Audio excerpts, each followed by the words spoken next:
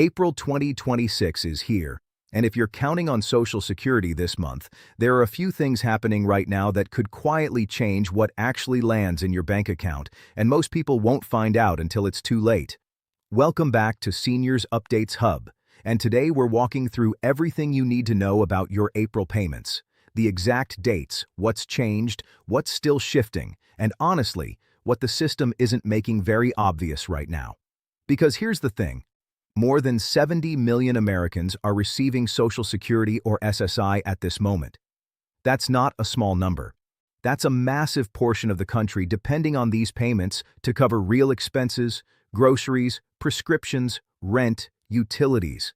And when even small changes happen inside that system, the ripple effect is immediate and personal. So, we're going to break all of it down today. The April schedule first, then the updates that are either helping people or creating new friction, and finally the bigger picture that nobody really wants to talk about, but that everybody probably should.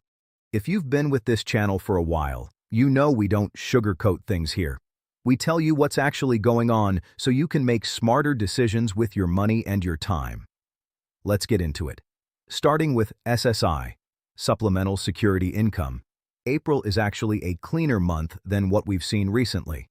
If you receive SSI, your April payment is scheduled to arrive on Wednesday, April 1st. No early deposit, no rollover from the previous month, no confusion about timing. It lands right on the 1st, which is exactly where people expect it. Now that might sound completely unremarkable, but after several months of shifted payment dates and early deposits that threw off budgeting for a lot of people, a straightforward deposit date is actually something worth noting. So, if you've been doing mental math, trying to track when money is coming in, April is giving SSI recipients a clean, predictable date to work with. Now, here's a question worth sitting with for a second. When you look at what's hitting your account versus what you're actually spending each month, do those two numbers feel balanced right now, or does it still feel like you're constantly playing catch-up? Keep that in mind as we go through the rest of this, because there's a piece coming up that speaks directly to that feeling. Moving on to Social Security payments. Let's get specific. If you began receiving Social Security before May of 1997, or if you currently receive both Social Security and SSI at the same time, your April payment is scheduled for Friday, April 3rd. That date applies to you specifically, and it should already fit into your expected routine. If you've been tracking your deposit pattern for everyone else receiving retirement, survivor, or disability benefits through Social Security, your payment date is tied directly to your birthday, specifically the day of the month you were born. This system has been in place for years, and it remains unchanged in April. If your birthday falls between the 1st and the 10th of any month, your April payment arrives on Wednesday, April 8th. If your birthday falls between the 11th and the 20th, your payment is scheduled for Wednesday, April 15th. And if your birthday falls between the 21st and the 31st, you're looking at Wednesday, April 22nd. Most payments come through direct deposit, and they typically process overnight or in the early morning hours.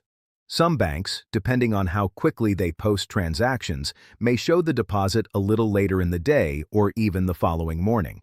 That's normal. Social Security generally advises waiting at least 3 business days before calling to report a missing payment, especially if a holiday or weekend is involved.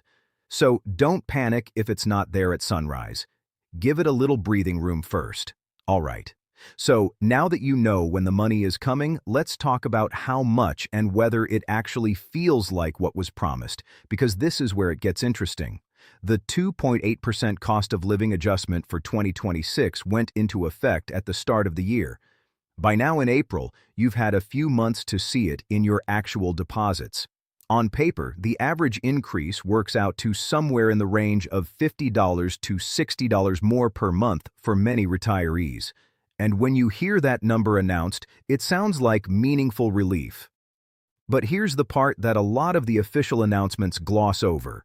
For people enrolled in Medicare Part B, which is a significant portion of Social Security recipients, those premiums are deducted directly from your Social Security payment before it ever reaches your account. And right now, Medicare Part B premiums are sitting at roughly $200 a month for many beneficiaries. When you subtract that from your gross benefit, the actual amount hitting your bank account may have gone up by far less than $50 or $60. For some people, depending on their exact benefit amount and premium tier, the net increase feels almost invisible. So, if you looked at your deposit in January or February and thought, "Wait, I thought my benefit went up," you weren't imagining it. The gross amount did increase, but after Medicare takes its share, what's left might not feel like much of a difference at all.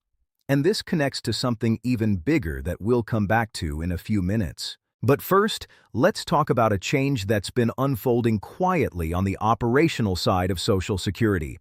One that isn't about your benefit amount at all, but that could absolutely affect your experience dealing with the agency this month and going forward.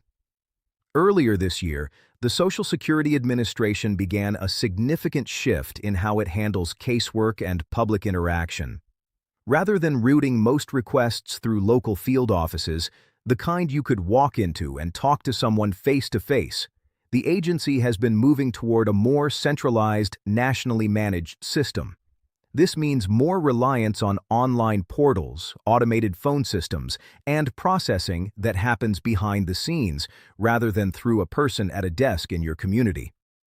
From the administration's perspective, this makes sense as a cost and capacity decision. The number of people receiving benefits has grown substantially, and staffing at local offices has not kept pace with that growth. So, the agency is trying to serve more people with the same or fewer resources, and centralization and automation are the tools being used to do that. But here's what that means on your end, especially if you prefer speaking with a real person or have ever relied on a local office to sort out an issue. Wait times for phone assistance have stretched considerably longer in many areas. Automated systems are handling more of the initial screening and routing, and getting a specific answer to a specific question has become more complicated for a lot of people who need straightforward help. So, while your payment will still come in on schedule, if you need to contact Social Security about anything this month, a question about your record, a change in circumstances, an issue with your payment, build in extra time. Don't assume a quick call will resolve things quickly, because that's not the experience many people are having right now. Now, let me shift to something that has genuinely helped a meaningful group of people. And if you fall into this group, you may have already seen the impact in your recent checks.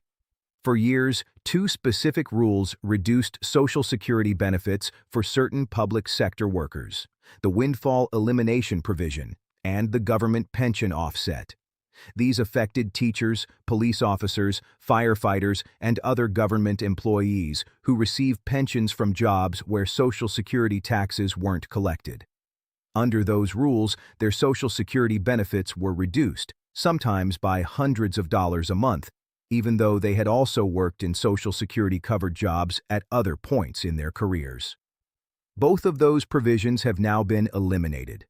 For the people affected by this change, the difference is real and substantial.